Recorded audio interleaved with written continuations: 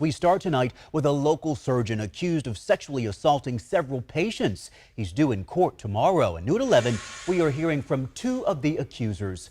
ABC 10's Bridget Buyorlo is live in the studio with new information, and this is a disturbing case, Bridget. It certainly is, Chris. You know, the women we spoke with tonight spoke in graphic detail about what the oral surgeon allegedly did to them inside his doctor's office in Vacaville.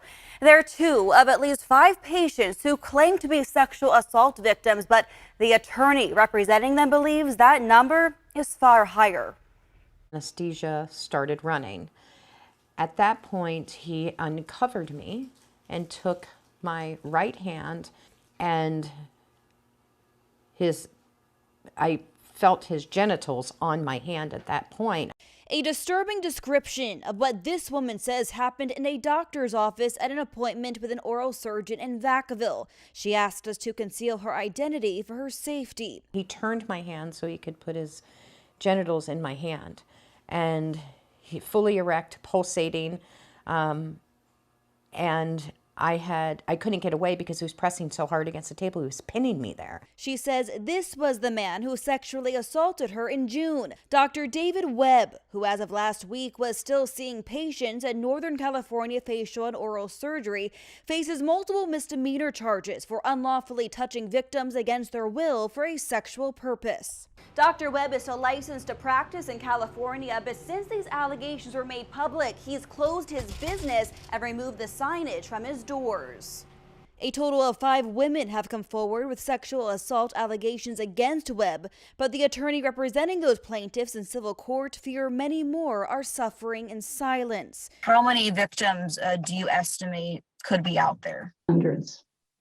I think he's doing this every day. Mary Alexander says her clients all share a similar experience of trauma involving the surgeon. These women are afraid of him, and he's doing the same thing over and over again. This woman says she saw treatment for dry socket when she visited Dr. Webb in April, but the conversation about her teeth quickly took a different turn. We sat down to start talking about sex and his sex life and his wife, and then, oh, that's right, he can't make his wife happy. And it wasn't long before her encounter also got physical. He leaned against me, and I could feel him.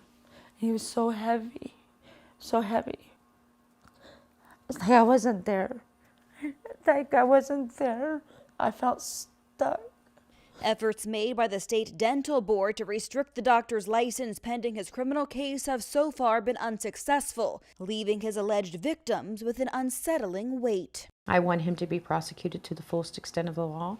And if we do not get a conviction, this is going to be a systemic problem with this predator. It's hard to hear some of those accounts. We reached out to the doctor's attorney for comment and are still waiting to hear back, but he is scheduled to be in court tomorrow in Solano County for his arraignment, so we will have to see exactly what comes next. And this, Chris, we certainly will be following it.